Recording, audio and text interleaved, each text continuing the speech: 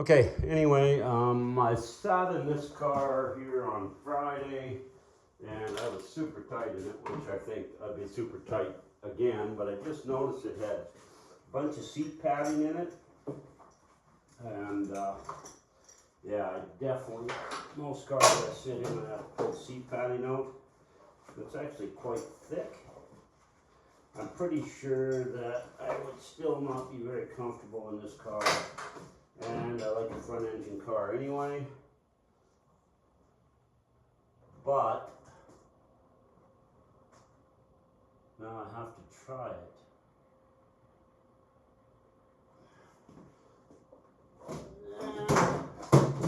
Trying to decide if that was a bunch of foam or a bunch of mouse shit, but I see a bunch of mouse crap, so I think I'll grab a quick vacuum rather than sit in it.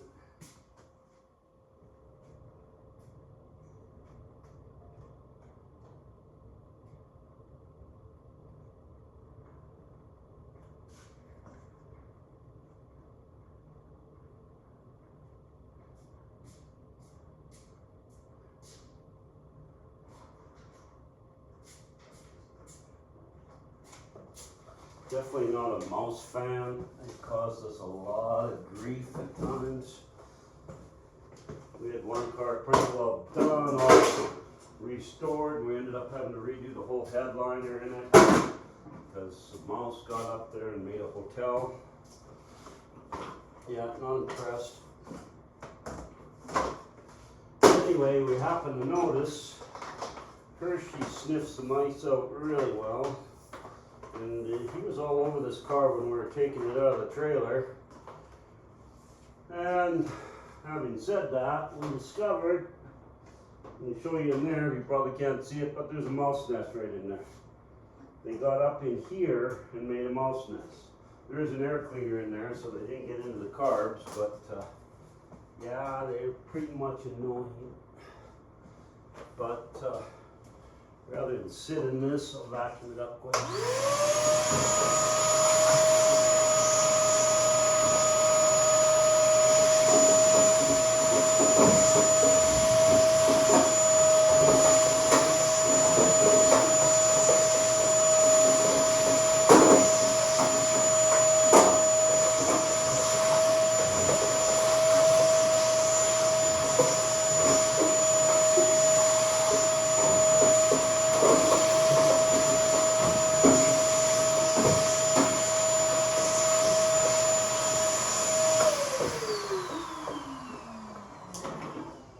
It's actually a really nice old car.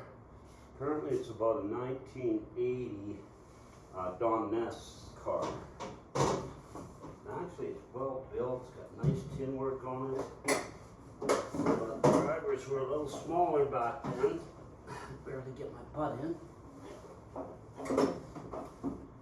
I have a little problem getting my legs down.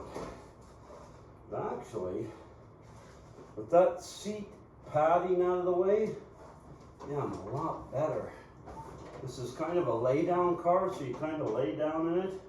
My shoulders are a little squished. I'd have to have a Dash 5 jacket and suit on. And I plan on losing 10 or 15 pounds to be a race weight before spring. And it's now the end of October. But having said that, I plan on driving the front engine one anyway. But man, this car is all together, ready to go for somebody, and I almost feel bad ripping it apart.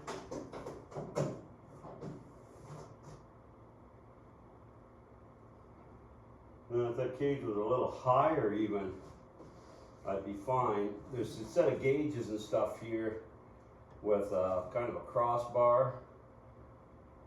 I'd almost have to do something with that and then maybe make the steering wheel removable. And it would be easier for me to get in and out of. And this chin work that kind of curves to the side, it should actually go straight up and down for me anyway. And if I did put a different bar on it, to could be a little wider here, so it'd be easier for me to get in and out of. And especially my butt area seemed to be a wide glide. So other than that, could get a helmet on there. I'm just kind of slouched way down in the seat. I can't sit up kind of quite like I want to.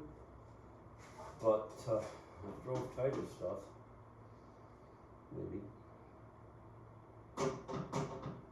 Okay, so all in all, they do kind of fit. Well, let's charge the battery, set some valves, and see what we got. Ouch! I don't know what that button is, but I'm not sure it's working.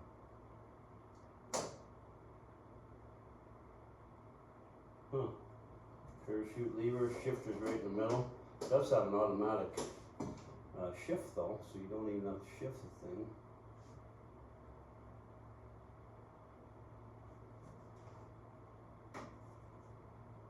It's actually not set up too bad. Okay, enough of me playing in the car. Providing I can get out. Can't. Help. Actually, I had a friend did that. Okay. Yep. Wide glide.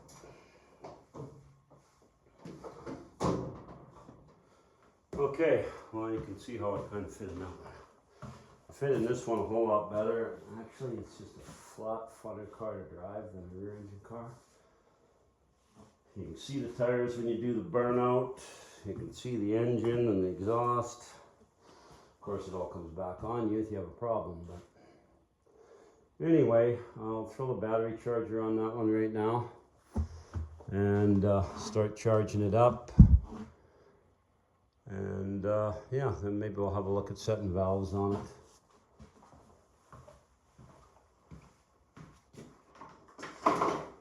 See if we can find our smart charger.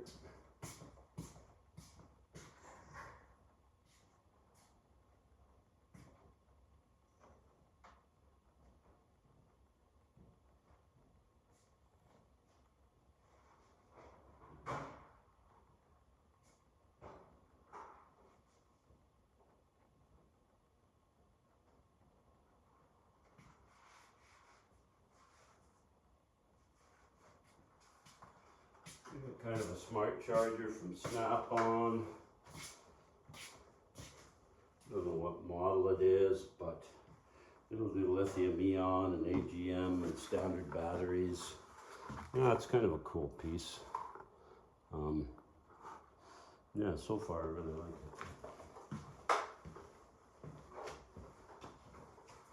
it. The way things are going, battery chargers are a bigger and bigger deal. Don't know, it's got an Optima blue battery in it, they're expensive. No idea if it's even any good anymore. May not be.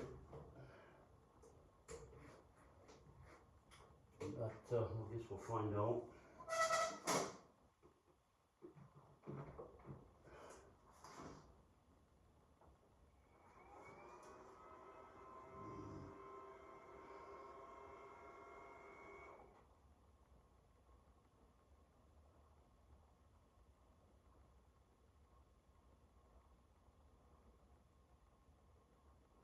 AGM, which it is, volts 12, 2 amps.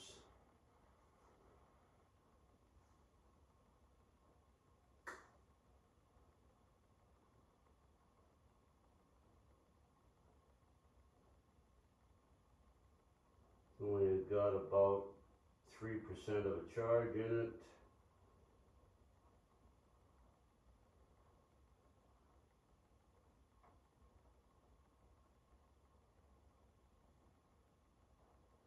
Going up quickly.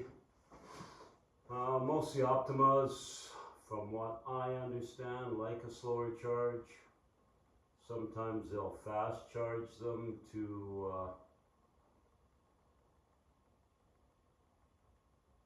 if they're all sat around and weren't working and they're not stable, sometimes I'll give them a fast charge to try and, I guess, loosen things up per se and make them work again.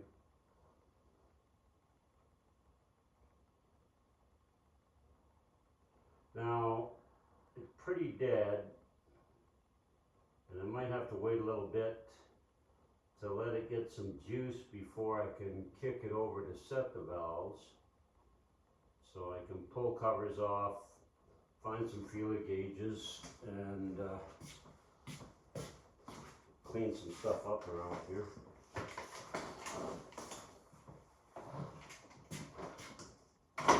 Dog hair everywhere. It's got Urson rockers on it. Smells like race fuel. Brodix heads, stud girdles. Yeah, and yeah, everything's loose.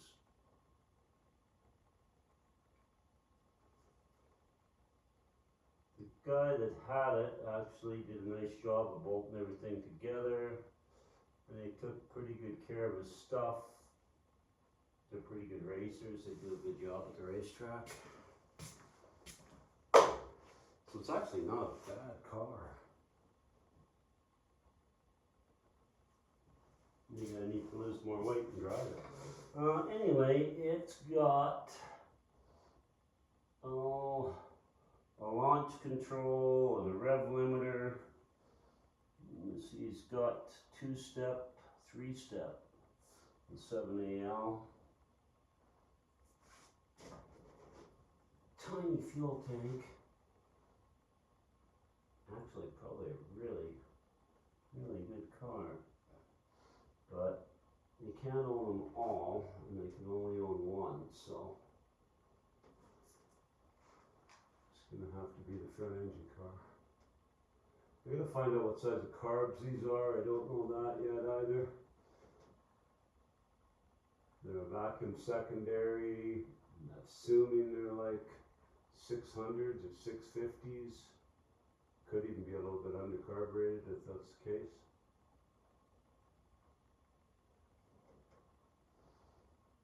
But yeah, I'll have a look and find out and see. This is still on casters in the back, so I can swing it out so I can get the valves on that side. And yeah, I think we will see if we can set them. Got a Lunati solid roller cam in it. I do like Lunati. We used to use them a lot. The front engine car had Lunati in it originally. Oh yeah. Lean everything against it and then move it. Yeah. That's not very smart. Well, at least they're getting painted and not painted yet.